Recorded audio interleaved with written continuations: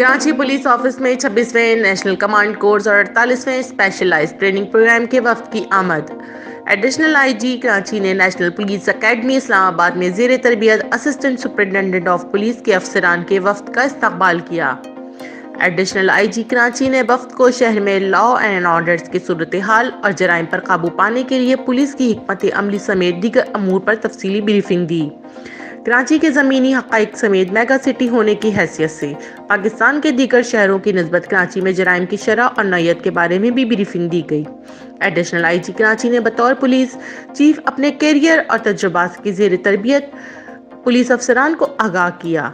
Karachi police की सलाहियतों में इजाफे के लिए किए जाने वाले इकदाम और इसके मुस्बत नताइज पे रोशनी डाली गई। नेशनल पुलिस अकेडमी के अफसरान की जानिब से एडिशनल आईजी कराची को यादगारी शील्ड भी पेश की गई। बाद अज़ां एडिशनल आईजी कराची ने वफ्द के तमाम शुरका को कराची पुलिस की जानिब से यादगार शील्ड पेश की।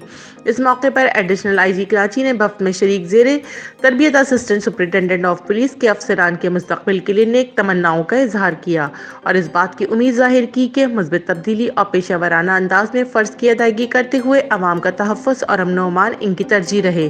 तर्जुमान कराची पुलिस।